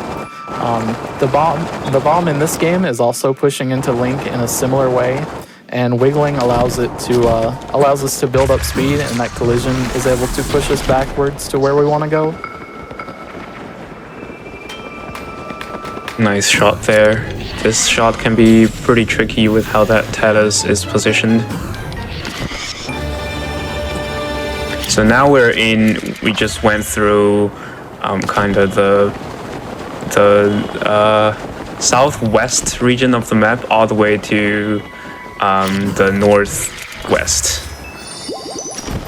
I was gonna say bottom left and top left, but I want to be more smart.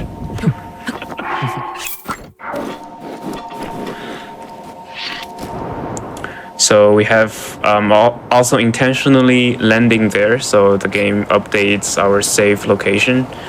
And now we're gonna do 2 floors lava branch, 1 short, 1 long one from here, which is a very convenient spot in the Hebert Mountains, almost the highest point.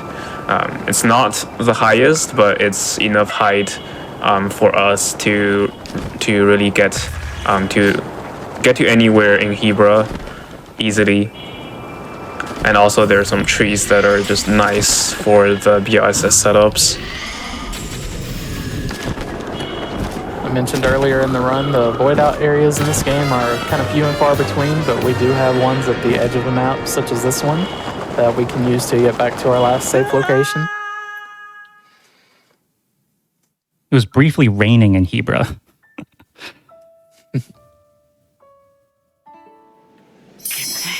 Okay, nice. So sometimes this is the one point where the game can be a bit finicky. If you land too fast and just immediately did a BLSS setup, there's a chance that the game hasn't had enough time to update the safe location yet, because it's probably busy loading something else. So what I usually do there is I'll try to walk on a rock next to the tree like a couple of times, just to be extra sure that the game has updated the safe location, because if it doesn't, it will put us all the way back to Groot Highland, and that's basically would kill the ROM. So we're having some trouble here. I think Talus didn't load yet. Well, there we go. Some fireworks for you to look at. Oh, wow. Yeah, so earlier we said this bow is 10 shot, but we didn't really talk about the fact that those 10 arrows all go to the same spot. That is actually a special property of the bow also having the zoom capability. So some bows in the game have zoom function. That includes the frantic bow and the golden bow. But that is also a property that we can give any bow with weapon modifier corruption. So if the bow has zoom for some reason, it will make the multi-shot all fire at the same spot, which is what we want. Otherwise, it will fire all the arrows kind of like a spread shot, and that will not be useful to us unless we are really close to the boss, because essentially only one arrow will be able to hit the boss. Right, so a lot of incredibly convenient circumstances that go into allowing the things that we do in this run, such as the arrows being forced into a line in a bow that zooms, as well as things like the weapon durability, making it so we can have hundreds of fairies very easily. Yeah. If they chose to have like one durability equals to one item, it will be hard to get a weapon that has 1,000 durability. But in the game's internal system, one durability is 100 in value. So with any equipment that has more than 10 durability, when you write that to a material with the IST glitch, it will give the maximum amount, which is 999. And on top of that, the pot lid, which is the most easily accessible shield that we have, has exactly 10 durability. So the numbers line up just way too perfectly.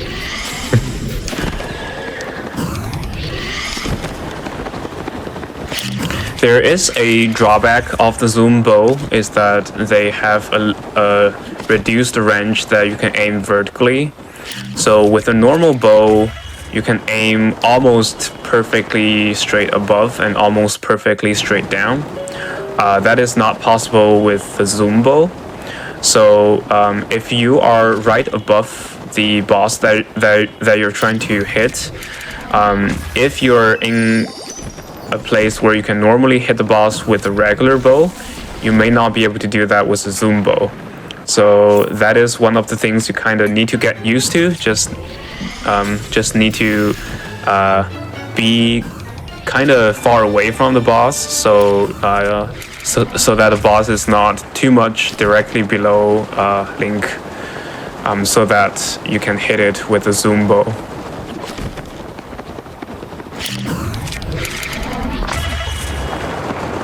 Yeah, So coming up on this last talus here, sorry to cut you off. No problem. I mentioned that one of the really fun things about this category is all of the tech that's kind of specific to it and it alone. So kind of learning, routing, playing the category is pretty refreshing after you've spent a long time on the main board. Here we're also going to fall down this cliff, and that will respawn us back in Hebert Mountains. We spent a lot of time getting height to get into Gerudo Highlands, so we're trying to take advantage of that height as much as possible. So first we used it to get over to the Heber region, way up here, and now we're going to use that height once again to start making our way towards Eldon. You get the gift of really good weather in Hebra right now. Yep. Heber is like, I think 70% snowing or something, and because it's snow everywhere, and when there's also snowing, it's really hard to see anything. I remember in an early version of the All Shrines category where you have to do a BTB in Hebra. Sometimes it's just you can go in the completely wrong direction and not know because you can't see anything. So that Frost Talus is the last boss in Hebra, and we'll be going to our last kind of area of the map, which is you can kind of see it in the background there, that huge volcano. That's the Eldon region that we'll be going into. First, we're going to be passing over the Typlo ruins here. As we pass over it, the lights are going to cut out, so be aware of that. We do have to kill a Hinox that's in the area, but first we're going to touch down on a nearby cliff and then wind bomb back. Yeah, the blackout zone does extend a bit above the cutscene trigger. Normally when you enter that region, the monk will introduce you to the area and tells you to find the shrine that's in the dark. which we are going to do. We are not going to do the shrine, but because there's a Hinox there, and it is within range of that cutscene trigger, so we do have to get that cutscene. And this is also why the run is fastest in English, because this cutscene that we are about to get is 7 seconds faster in English compared to the second fastest language.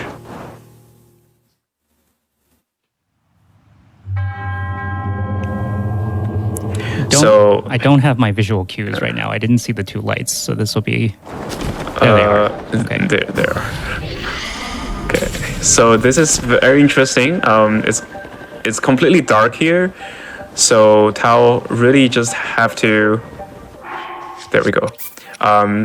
Guess where that Hinox is, and shoot his arrow. So usually what we do is there are conveniently 2 torches that's right next to the Hinox, and the Hinox is kind of just between those 2. So that's what we used as the visual cue. If you get down lower and closer to the Hinox, you can also see the light of the orb that the Hinox has on his neck. But the orb usually doesn't load at the distance that we would kill that Hinox. So up until this point of the run, we've been exclusively using bomb arrows to try to raise up the taluses. Things are a little bit different now that we're in Elden. If we draw a bomb arrow, it's just going to immediately blow up in our face. But thankfully there is another option that we have, which Tao is going to now. We're going to grab the ice arrows from a chest, and thankfully you can just use those to hit the taluses directly and raise them up from midair. This is where we have even more sympathy for Link. If you've already felt bad that we were like launching him around the map by, sending bombs into him at high speed, Link is now going to be burning constantly. Yeah, thankfully we do have an army of fairies. If you kind of do the calculation, you lose all 3 hearts every... I think it's like every 6 seconds, because it's 1 second per tick. And if you do the math, 6 seconds times 1,000 fairies will basically allow Link to stay burning for like 2 hours. I think 2 hours before he's dead. Yeah, so he's perfectly fine. Yeah, our point is that he's fine. And also, like Swiffy said, the way to wake up Igneo Taluses is just to fire an ice arrow onto his body to freeze him. I actually don't know if you can use bomb arrows to wake up Igneo Talus.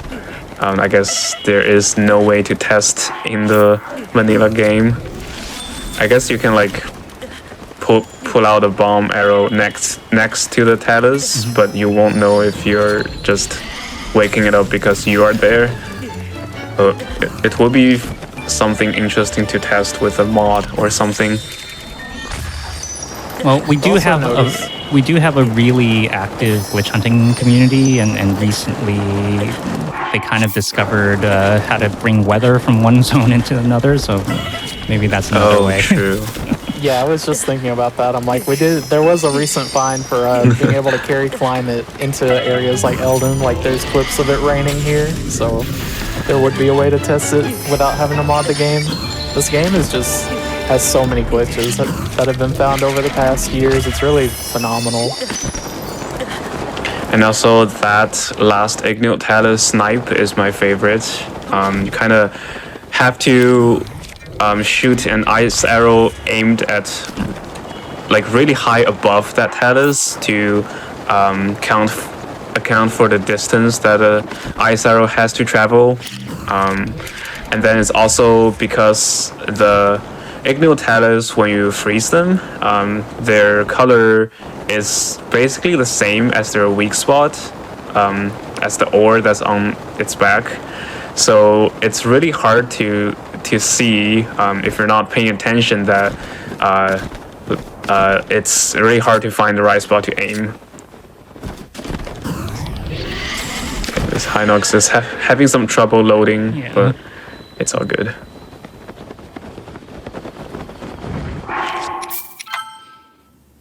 I guess we didn't really mention that was also another floor's lava branch. It's some places hard to tell after a while, because I'm in air so much. But yeah, technically I could not land there. I was gonna say some places are literally lava, but even Yes. the place where you can normally land is also lava. This is a lot of lava here.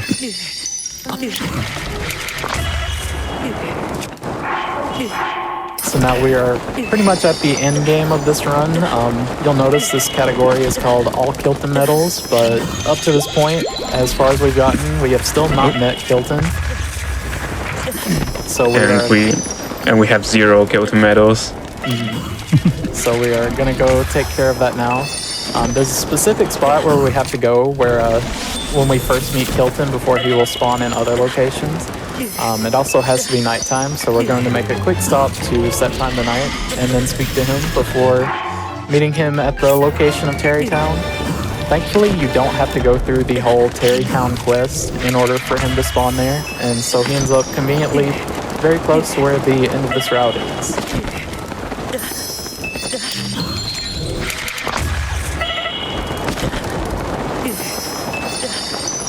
And with that, we are out of the hot region, so Lincoln stops suffering.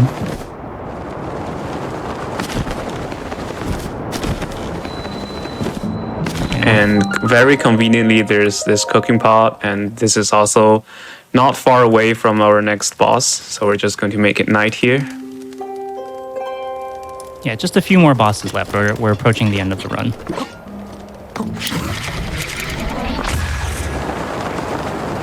I think all in all, we've been averaging about a boss kill a minute since we got the Omega Bow.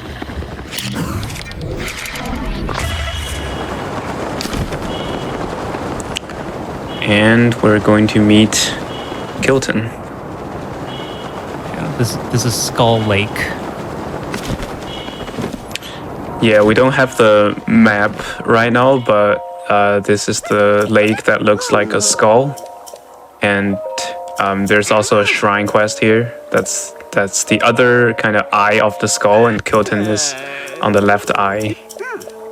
Also, Tao's doing a good job here protecting Kilton's identity.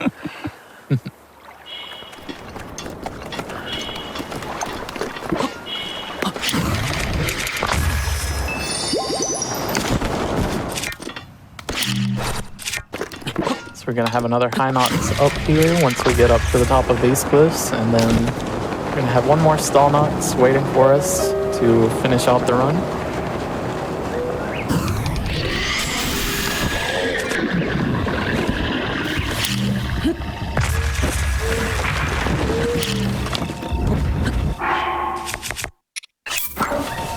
As Piston was talking about before, I believe, it can be this category can be a pretty brutal one because there is no lists or anything that you can check to make sure you have every boss. So once you get to the end, he either tells you, hey, you got everything, or you're missing one, and there's no way to tell specifically which one it is.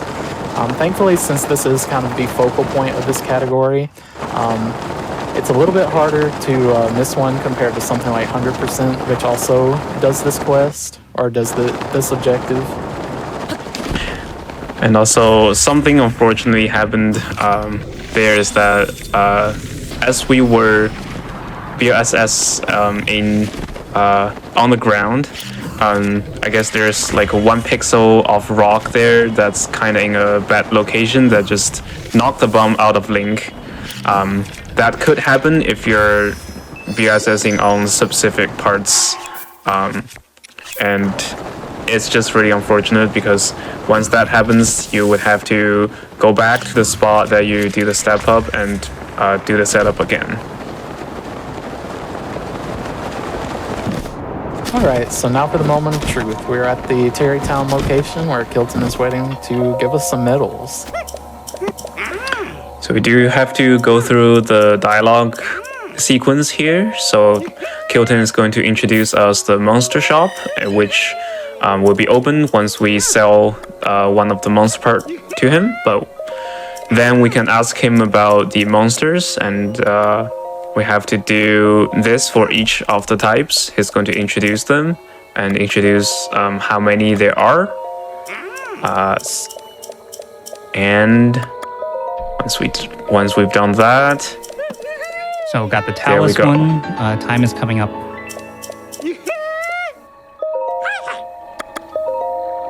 Time will be on the third medal. So this is number 2.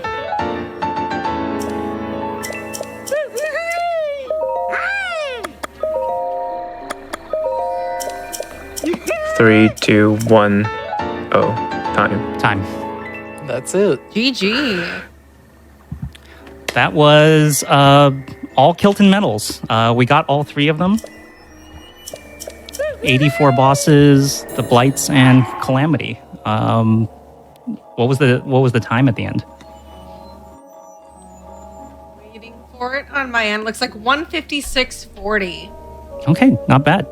Not bad given Sub 2. given how many mistakes there were in Plat at the beginning.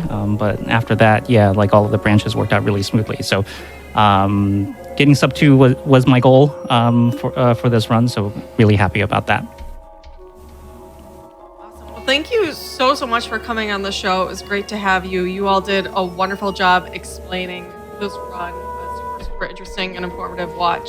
I just want to give all 3 of you a chance to go ahead and shout out anything you'd like and let us know where to find you, and if we were to come by your streams, what we would expect to find. Yeah, sure. For myself, I'm Tao on Twitter and Twitch. Although I'm not as active of a streamer, I will mainly just shout out the Breath of the Wild speedrunning Discord and the entire community we have there. It's a super friendly and welcoming and helpful community. If you ever want to learn anything about the speedrun, any time of the day, if you ask a question, usually like 3 people will answer you. And it's just been a great place to hang out over the last few years. I met a lot of great people and learned a lot about this game. But I also just shout out my commentators. You should follow them, but I'll let them speak for themselves. So, Swiffy, how about you first? All right. Yeah, I'm Swiffy22. You can find me on YouTube and Twitter. I'm also not very much of a streamer, but I do things on stream from time to time. But yeah, just wanted to reinforce what Tao was saying about the Breath of the Wild Discord before. There's tons of resources there, so if you're interested in learning anything about this game as far as like the techniques and the speedruns themselves, definitely check out the Discord. But yeah, thanks everybody for having me here today. And Piston, if you wanna say anything. Yeah, I am Piston. Also, first GG Tao on the run. And I guess both Tao and Swiffy were being humble. They are both the moderator of the Breath of Wild speedrunning Discord, which is a great community. You should definitely join if you're interested in speedrunning this game. And I'm also on Twitter and Twitch. I also don't stream a lot, mostly when I'm doing kind of casual runs of practice or chill runs. If I'm doing a serious attempt, I usually just want to be more focused and do the run offline. But if you're interested to see some All Shrines content, you can follow me on Twitch. And GG again to you, Tao. Yeah, thank you. And just one more thing. I mean, like, I can't thank Piston and Swiffy enough for kind of their contributions to the community over the years. Piston has pretty much made like a lot of the tools that we use that make routing and glitch hunting easier. Swiffy did a lot of work early on in the game. I used to joke that like if you had a question about a glitch, we could probably find something in Swiffy's timeline where they clipped something that we could use as reference. So thank you both for being here with me. This was really fun. So Nuclear, I guess it's back to you. Yeah, thank y'all so much. Chat, if you're watching on YouTube, be sure to press that like button on this video and subscribe to the channel. Also, go to twitch.tv/gamesdonequick if you're interested in checking out our live content starting weeknights at 7 p.m. Eastern and weekends at 1 p.m. Eastern. Chat will be taking a quick break here, but stay tuned because after the show is Speedruns from the Crypt.